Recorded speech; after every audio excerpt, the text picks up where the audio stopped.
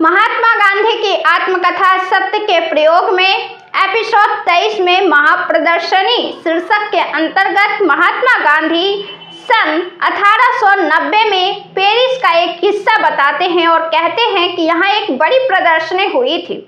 उसकी तैयारियों के बारे में मैं पढ़ता रहता था। पेरिस देखने की तीव्र इच्छा तो थी ही। मैंने सोचा कि यह प्रदर्शनी देखने जाऊं तो दोहरा लाभ होगा। प्रदर्शनी में एफिल टावर देखने का आकर्षण बहुत था। यह टावर सिर्फ लोहे का बना है, 1000 फुट ऊंचा है। इसके बनने से पहले लोगों की यह कल्पना थी कि 1000 फुट ऊंचा मकान खड़ा ही नहीं रह सकता। 1000 फुट ऊंचा मकान खड़ा ही नहीं रह सकता। प्रदर्शनी में और भी बहुत कुछ देखने जैसा था। मैंने पढ़ा था कि पेरिस में एक अन्नाहार वाला भोजन गृह है। उसमें एक कमरा मैंने ठीक किया। गरीबी से यात्रा करके पेरिस पहुंचा। 7 दिन रहा। देखने योग्य सब चीजें अधिकतर पैदल घूमकर ही देखी। साथ में पेरिस और उस प्रदर्शनी की गाइड तथा नक्शा ले लिया था। उसके सहारे रास्तों का पता लगाकर मुख्य चीजें देख ली। प्रदर्शनी की विशालता और विविधता के सिवा उसकी और कोई बात मुझे याद नहीं है। एफिल टावर पर तो 2-3 बार चढ़ा था, इसलिए उसकी मुझे अच्छी तरह याद है। पहली मंजिल पर खाने पीने का प्रबंध था। यह कह सकने के लिए इतनी ऊंची जगह पर भोजन किया था। मैंने 7.5 सीलिंग फूंक कर वहां खाना खाया। पेरिस के प्राचीन गिरजाघरों की याद बनी हुई है। उनकी भव्यता और उसके अंदर मिलने वाली शांति भुलाई नहीं जा सकती। नेत्रदाम की कारीगरी और अंदर की चित्रकारी को मैं आज भी नहीं भूला हूँ। उस समय मन में यह ख्याल आया था कि जिन्होंने लाखों रुपए खर्च करके ऐसे स्वर्गीय मंदिर बनवाए हैं, उनके दिल की गहराई में ईश्वर प्रेम तो रहा ही होगा। पेरिस की फैशन, पेरिस की स्वेच्छागार और उसके भोग विलास के विषय में मैंने काफी पढ़ा था। उसके प्रमाण गली गली में देखने को मिलते थे, पर ये गिरजाघर उन भोग विलासों से बिल्कुल अलग दिखाई पड़ते थे।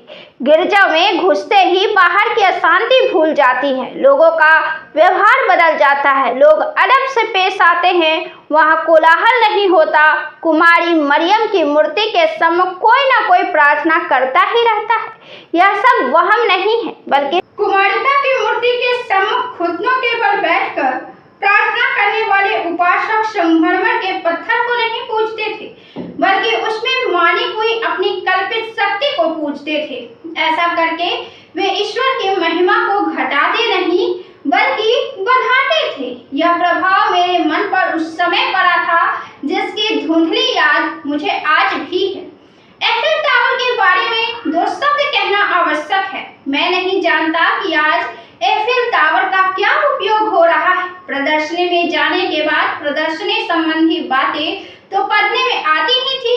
उसने उसकी स्तुति भी पढ़ी और निंदा भी। मुझे याद है कि निंदा करने वालों में टॉल्स्टॉय मुख्य थे। उन्होंने लिखा था, एफिल टावर मनुष्य की मूर्खता का चिन्ह है, उसके ज्ञान का परिणाम नहीं। अपने लेख में उन्होंने बताया था कि दुनिया में प्रचलित कई तरह के नशों में तंबाकू का व्यसन एक प्रकार से सबसे ज्यादा खराब है। कुकर्म करने की जो हिम्मत मनुष्य में शराब पीने से नहीं आती, वह बीड़ी पीने से आती है। शराब पीने वाला पागल हो जाता है, जबकि बीड़ी पीने वाले की अक्ल पर धुआं छा जाता है और इस कारण वह हवाई किले बनाने लगता है। टॉल्स्टॉय ने अपनी सम्मति प्रकट की थी कि एफिल टावर ऐसे ही व्यसन का परिणाम है। एफिल टावर में सौंदर्य तो कुछ है ही नहीं। ऐसा नहीं कह सकते कि उसके कारण प्रदर्शनी की शोभा में कोई वृद्धि हुई। एक नई चीज है, बड़ी चीज है, इसलिए हजारों लोग उसे देखने के लिए उस पर चढ़े।